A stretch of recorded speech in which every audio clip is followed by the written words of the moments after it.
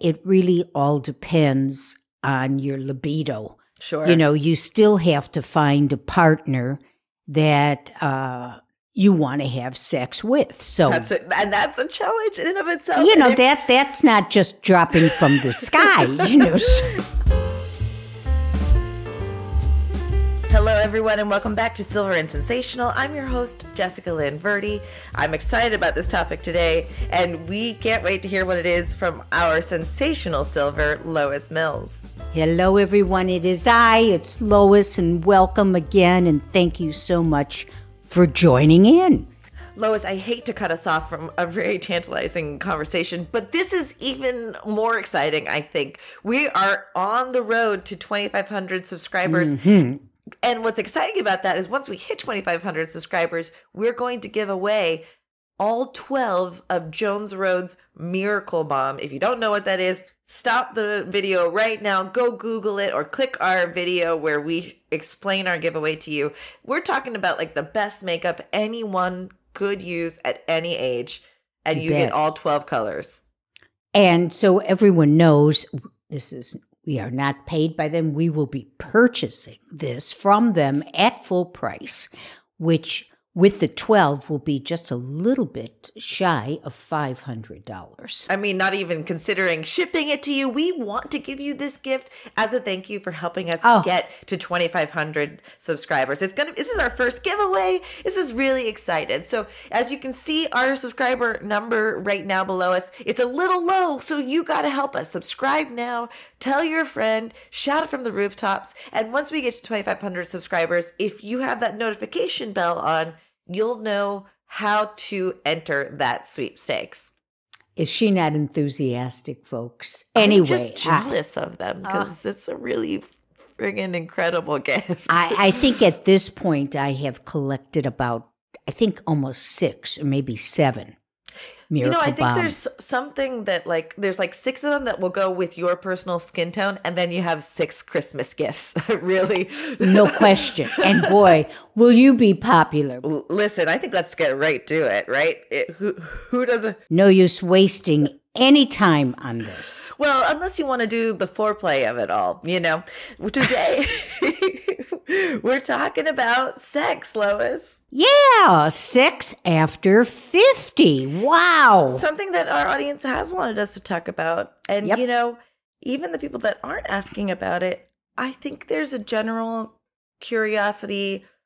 They want an outlet to be able to hear someone talking about it, because I think some part of it feels exciting and some part of it feels daunting, because there's a lot of changes that our body is going through. So we kind of wanted to address what's good about sex, what's the complications with sex after 50, and why you might want to consider bringing sex back into your life if it isn't currently, or why to keep having sex after 50. Does that sound about right? It sounds about right, and why not make it better? Ooh, I love that. Yeah. So what is it? What's the good part about sex after 50? Oh, come on now. Come on. There's no more worry about getting pregnant. That's for, and, you don't have to worry about getting your period anymore. That's a nice thing. Yes, and then there's, you don't have to be concerned that the kids are going to be walking into your room at the wrong time. This is the benefit of being an empty nester at this point. Very much. And, but although postmenopausal sex can be good, listen, just don't expect it to be like it was in your 20s. Let me ask a question. Is sex on a woman's mind during menopause? Is that just completely off the table? I'm going to say that there's less intercourse. Because I think I can only imagine the hot flashes and the swings of it all. You don't need any reason to be more overheated or uncomfortable. Is that correct? Yeah. Well, it's all put together. It's the hormonal changes, the mood swings. And also there's vaginal dryness. And this is post-menopause or post-menopausal. Right. And then, your partner, there's a good percentage of men at a certain age who have erectile dysfunction. So, I mean, from my own personal experience, I'm going to say 3 out of 4 men I had been with had ED. And it just makes it, it's just not that. Well, it sounds like it's complicated in so many different ways, like physically in one way. And then if you do have a partner, your dysfunctions and functions may also not line up. Oh, well, no. And, just so like you've got about 50% of women in their 50s continue to have sex. But, when a person gets into their 70s, apparently only 27% of women in their 70s have sex. And, right. Wow. Yeah. And, a lot of, okay, so, we start with the physical differences. Your estrogen takes a nosedive, and it just makes a huge impact on your sexual function. Sure. It does. Your desire really becomes greatly diminished. It really does. Wow. And then the vaginal canal gets less stretchy, and you experience dryness. And I wonder if is tearing is a possibility there. Not necessarily. I mean, yes, you would definitely use lubricants, but just this elasticity, feeling that you may have experienced before is going away, which also could take away your desire to want to have sex because it's so different. It as I said, it does diminish in many women the desire to have sex for multiple reasons. It sounds for a lot of reasons, but again, with these different, with the differences in your body, having orgasm also becomes a little more difficult. Really? Yeah. How interesting. And I'm not trying to be dim here, nor am I look at me, so lucky to, look at how. Listen, I just recently realized that that youth has escaped me. So I'm more looking at the road ahead and trying to prepare for it. Just take day at a time. But sure. Life itself, starts to get more complicated as well. You've got, which affects your sexual desire. You have stress, you have relationships ending. Ooh. There's grief, so if you're heading back into the sex world after a bout of depression or something like that, be kind to yourself and love yourself, because it will be different. It's different. Yeah. A woman I know after a divorce, even though they should have gotten a divorce, she can't picture herself with another man. And I think there's a lot of things that go into it. Her body is different, her sexual desire, there's a lot of things that start piling on when you start thinking about whether you should start having a sex again. So it's for both of our silvers here. You've been having sex. How do you continue? You haven't had sex. How do you restart? Yeah, but and again, it really all depends on your libido. Sure. You still have to find a partner that you want to have sex with. So that's a challenge in and of itself. That's not just dropping from the sky. If you're curious on how to get your partner that's consensual and someone you actually want to see naked, you can take a look at our dating series. I think that could help you there. That's a good place to start. That would be a good place to start, because let me tell you, if you've been with the same man for a lot of years, and either through death or divorce, he's no longer in your life, and you get out there, you're going to see some bodies. You are going to see some bodies. And they're going to see yours. I'm sure that's another issue in and of itself. So now Absolutely. that we know that sex is different, your life is challenging you, your partner may not be up to the task, why still consider having sex? Oh, gosh. So we know, there are a lot of health benefits to having sex. Got it. Firstly, or I shouldn't say firstly, but one of them is improving your heart health. Wow. Yeah. Listen, hey, yeah. even if it doesn't, that's one way I would want to go out, Wouldn't we all? And also, for us females, it does strengthen the pelvic floor, which can help with incontinence. And in men, it does reduce the risk of prostate cancer. Now, whoa! Don't tell, if you are still married, do not tell your husband that, because then he's going to want sex 21 days out of the month, because it's going to reduce his risk of prostate cancer. Well, that's when you remind him he has a friendly helping hand. Also, I think it's also important to just get it out of the way, folks. We're not doctors. We're taking information from websites that are reputable, and we're sharing it with you. That's exactly what we're doing. In this essence of like girlfriends gossiping and like sharing information, and maybe it works for you. Yeah, well, for women, it also helps with symptoms of menopause, and for men, it supposedly helps with ED.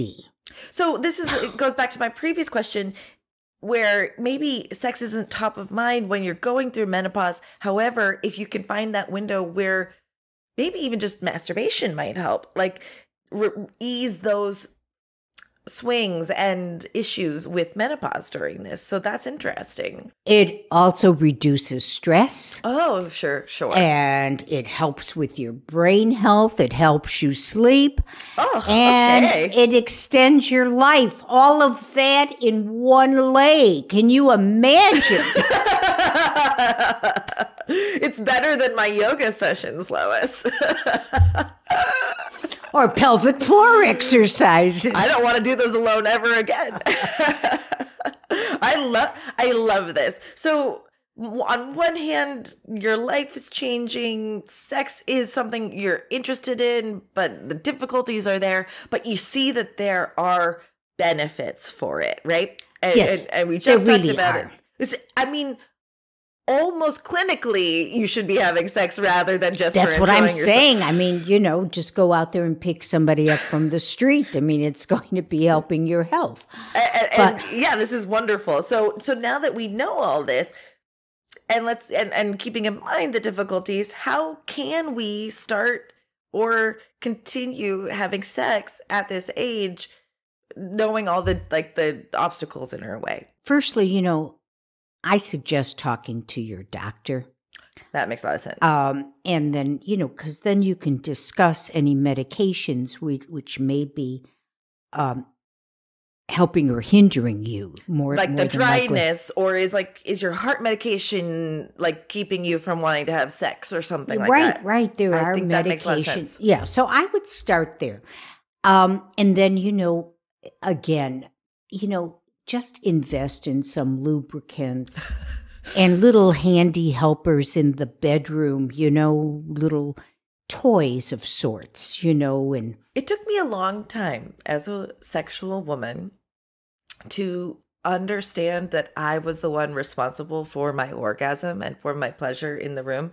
Just because I had a stud in bed didn't mean that they were going to be able to do everything I needed to. So it was a really good, liberating experience for me to realize I can kind of take control of my enjoyment here. So I think those items help you with that as well. Also, you mentioned something very, very important. We need to communicate with our sexual partner what it is we want and what it is we don't want. Wow, do I hope that our women after 50 are good at communicating at this point, but I can guarantee most of us are not. And being comfortable asking for what you need is paramount to this situation. It's absolutely paramount, because this is not the time to expect your partner to read your mind. And, again, if you're with the same partner that you've been with for years, you're reaching a different stage in your life and your sexual activity is at a different stage. So the things that you did, 20 years ago may not be working for you now. You may need to change positions. You may need, a pillow under you. You may need some of these little, handy helpers, bedroom handy helpers. And he may not know that, or your partner may not know that if you're not communicating, and they may think everything's rote and figure it out. Exactly. So I am suggesting, first of all, that, as I haven't been with an ongoing partner for a number of years, but I do know this. I don't care who you are, but once you've been with the same person for a number of years, the lust that you felt and everything sort of goes out the door. Sure. It becomes almost a slam bam, thank you, ma'am kind of thing. I called it sexual efficiency.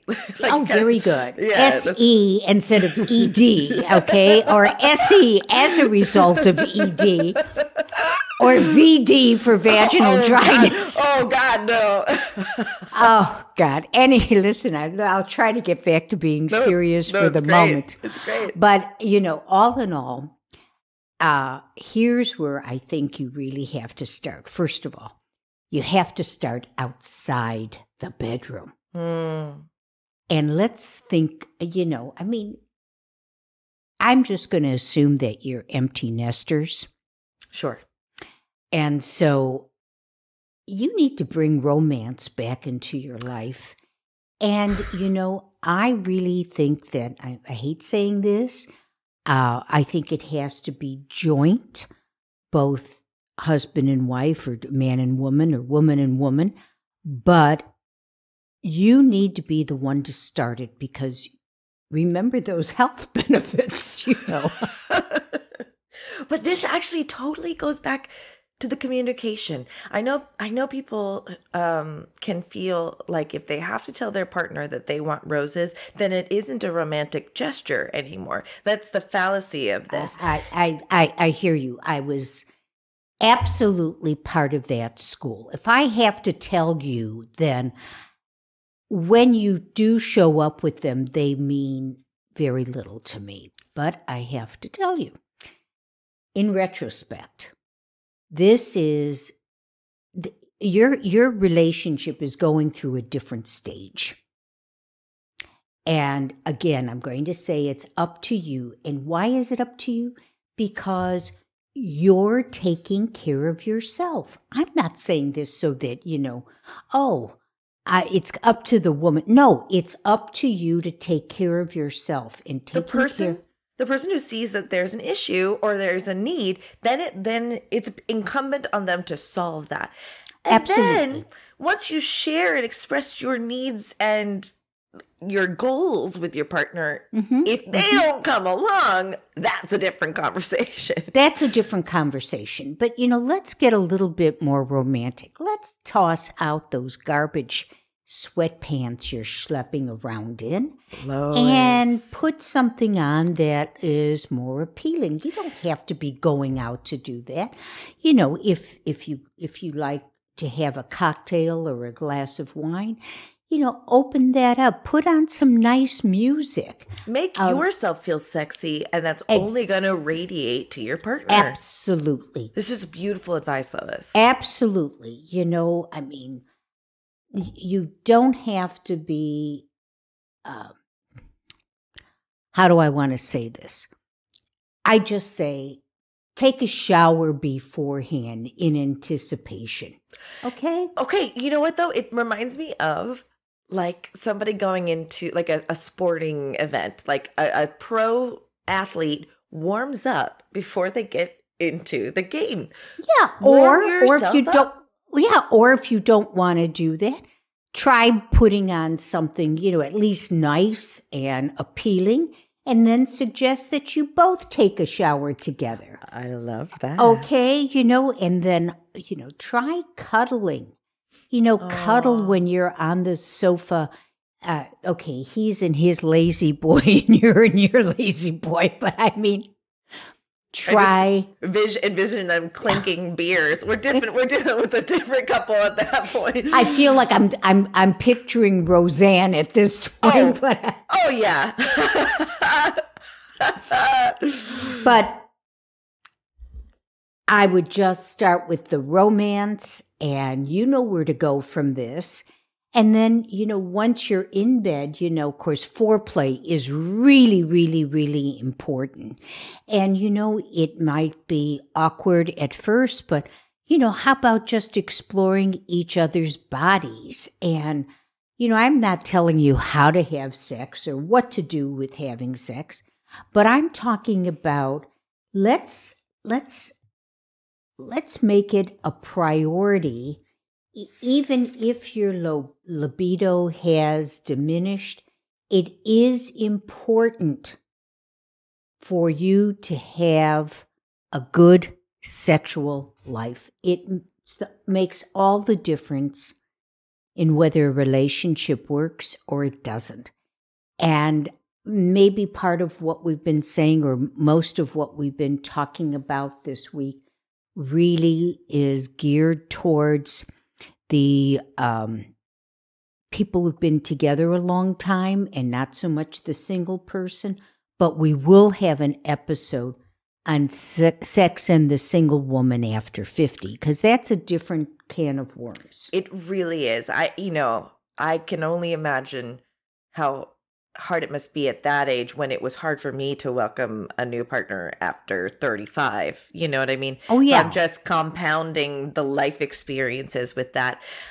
So I think we've gotten a lot of wonderful information on why we want to be having sex after 50 and how to feel empowered to do so. You're so right, Lois. This is just the beginning of our series on this. Yes. And the single, go ahead, please. No. What we did with dating, we will be doing with sex after 50. And next week, this is going to be so good. We'll be discussing sexual fantasies. Oh, I'm so ready for that one. Are they for you, or are they just fallacies?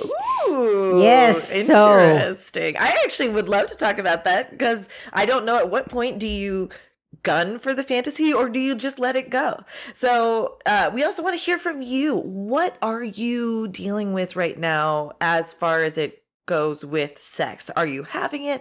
Are you interested in having it? Are you with a partner and it's happening, or it's not?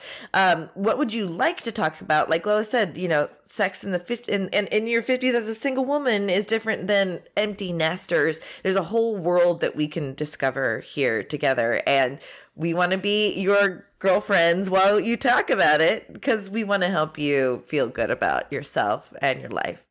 Absolutely. This is an important part of living, and especially because it does prolong your life. Hello. So that's all I needed to hear, Lois. You can get in contact with us so many different ways to tell us how you're feeling about sex after your fabulous 50s. You can email us at silverandsensational@gmail.com. You can find us at Silver and Sensational on Instagram, Facebook, on TikTok. And if our friends are watching us on YouTube, Lois, what should they do? Oh, ladies, please, and gentlemen, please subscribe and share us with everybody that you know. Hit the like button and make sure to touch the little notification bell, which will let you know when we have a new episode, which is usually every Friday. So, Jessica, Lois, thank you for going on this journey with us. Oh, God, I'm loving it, and I hope my viewers are enjoying it as well. Thank you so much for tuning in. We really appreciate you, and hope you continue to stay with us as we walk through all of these steps of becoming more silver. What can I say? We're all on this journey one way or another, Lois. Thank you so much. I'll see you next week. You bet. Bye now. Thanks so much for watching us today. And please hit like, subscribe, and do share us with your friends. And again, We love having you as our audience. Stay with us. See us every Friday for a new episode.